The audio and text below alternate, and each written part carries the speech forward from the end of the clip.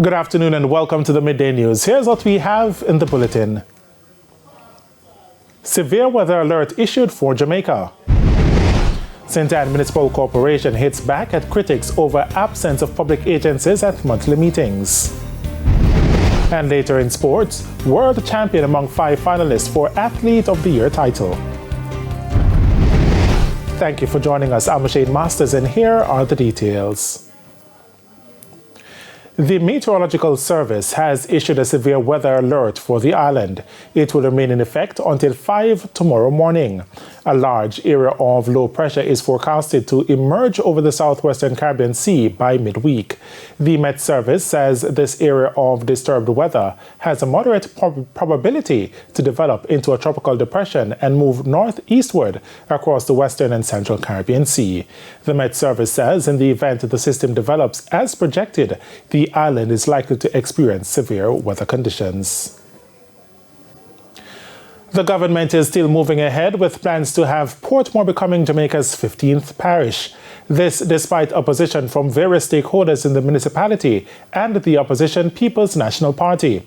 Following numerous meetings and consultations with residents, some still contend before the municipality becomes a parish, critical infrastructure like a public hospital must be in place. But it appears it will be happening sooner than later. JLP supporters were put on notice at a divisional meeting on the weekend. When the next local government election is called, Portmore will be a parish. We must ensure that when we establish Portmore as Jamaica's 15th parish, that we are in control of that municipal corporation.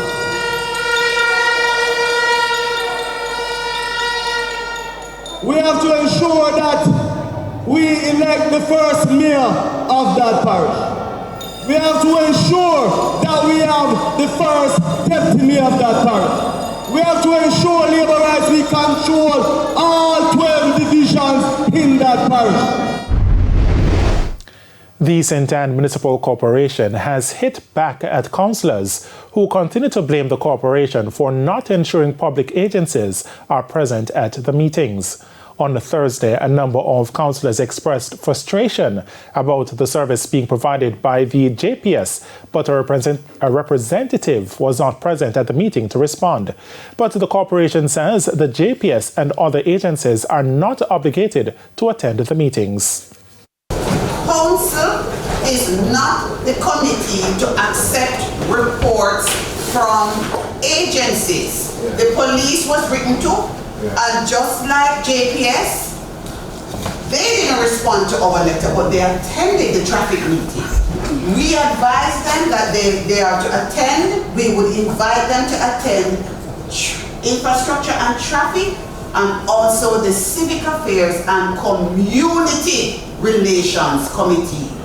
They have taken the decision and they attended only traffic.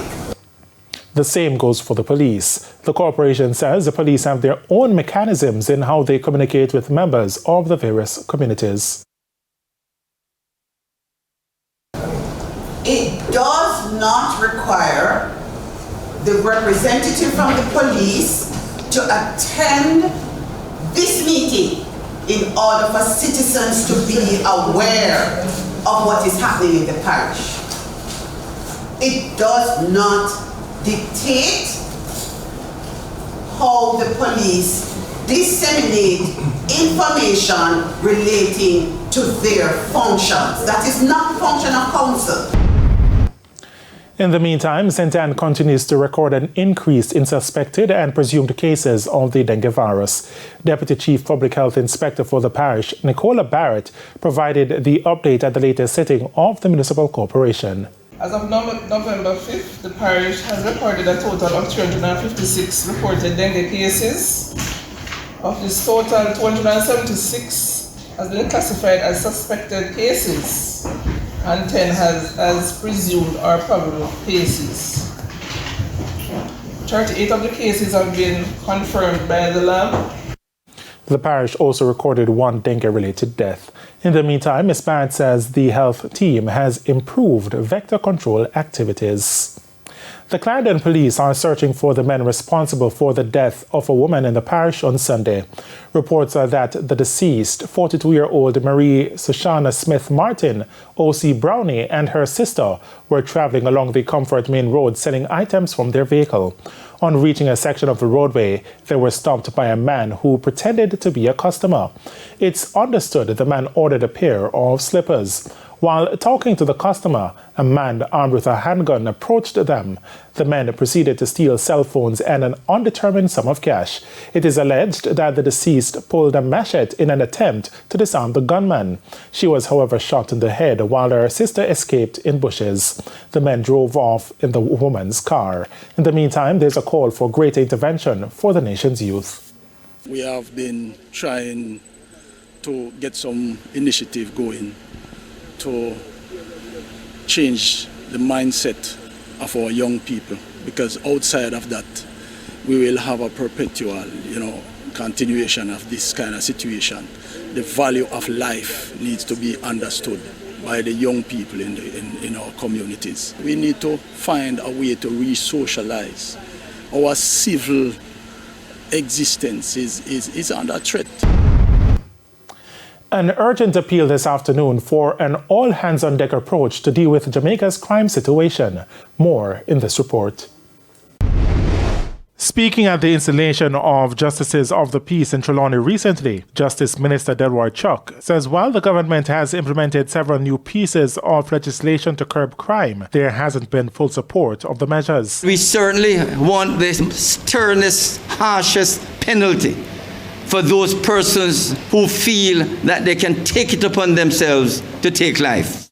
That piece of legislation is the Penalties for Murder Act, which is being discussed by a Joint Select Committee of Parliament. Under the Act, the recommendation is for a 50-year mandatory minimum sentence for capital murder, which has not received the support of the opposition. But the Justice Minister believes there are some criminal elements which are beyond redemption. There are some persons who are so heartless, who have no consideration for other human beings, that once they are apprehended, charged and convicted, they should go to prison for life.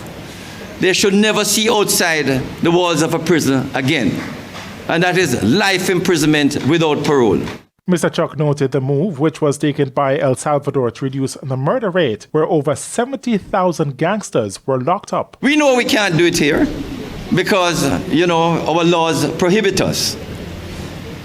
But when we have zones or SOE, we need a united front to fight the criminals. And in truth, as we try other means, it's very important that we give the police the support. Because let us be very frank, there's no single solution to the crime problem. Currently, over 1,100 Jamaicans have been killed since the start of the year. And it's time for a break here on the Midday News, but stay with us, more stories when we return.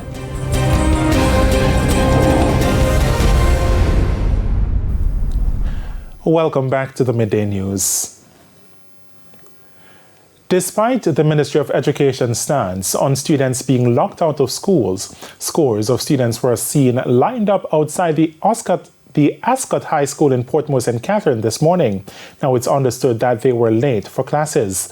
This is the second time in 2 weeks our news team noticed this. Now the principal declined our request for an interview. The students were later allowed in after we began recording. 2 elderly people are homeless after fire destroyed their home. Reports said that 94-year-old Hazel McLean was at home when fire was seen coming from her 2-bedroom house. Her 72-year-old son, George McLean, was not at home at the time of the fire. A relative explained what happened.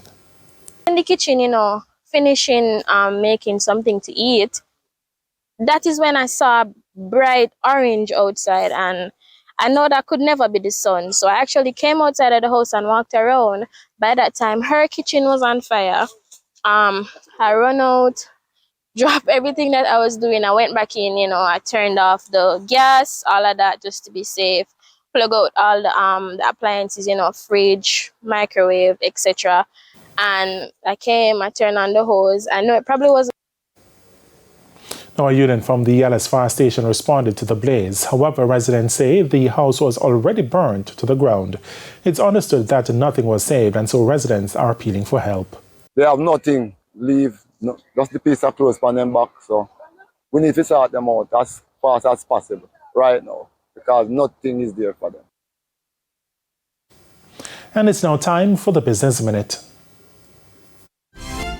Sagicor Group recorded a profit during its third quarter ended September. For the 3-month period, the financial group made $4.5 billion, up from a restated loss of $3.8 billion.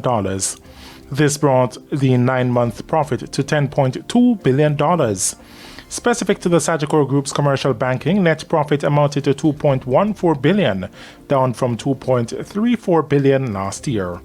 The segment recorded an 11% increase in revenues, linked to an increase in its card payments portfolios and growth in net interest income. For the quarter, insurance income amounted to $12.3 billion versus $9.9 billion last year. Further afield, Moody's has lowered its credit outlook of the United States to negative from stable on Friday. Now, the move increases the chances that it will downgrade the country's creditworthiness and will lose its last outstanding credit rating of AAA. Moody's cited the nation's worsening fiscal strength and extreme partisanship in Washington as contributing factors behind the move. It comes as the nation is just a week away from a possible government shutdown. Standard & Poor's downgraded the U.S. for the first time in 2011, following a debt ceiling standoff. Fitch Ratings followed suit this past August after the most recent debt ceiling debate. And that's it for the Business Minute. Time now for the top regional and international stories. In the region, the Caribbean community CARICOM has again expressed its horror and concern at what it described as a catastrophic humanitarian crisis in Gaza that continues to worsen. In a statement, the 15-member regional grouping also said it was concerned at the mounting death toll on the civilian population, including women and children, in Gaza and other areas of the occupied Palestinian territory. On the international scene, seismic activity has eased in southwest Iceland, but according to scientists, a volcanic eruption is still expected. Although more than 500 earthquakes have hit the Reykjanes Peninsula since midnight, they have been weaker than other in the past 2 days. Experts stress a 9-mile river of magma running under the peninsula is still active, threatening the now evacuated town of Grindavik. And ex-Prime Minister David Cameron has been appointed Foreign Secretary of the United Kingdom in a shock move as Rishi Sunak reshuffles his cabinet. It is seen as a remarkable return to government for the former Conservative Prime Minister who served between 2010 and 2016. The Prime Minister earlier sacked Home Secretary Suella Braverman following days of speculation over her future. James Cleverly, who had been Foreign Secretary, replaces Braverman as Home Secretary. And those are the top regional and international stories. I'm Carrie Simpson. And we head to a quick break. When we come back, Jordan Ford will have your midday sports report.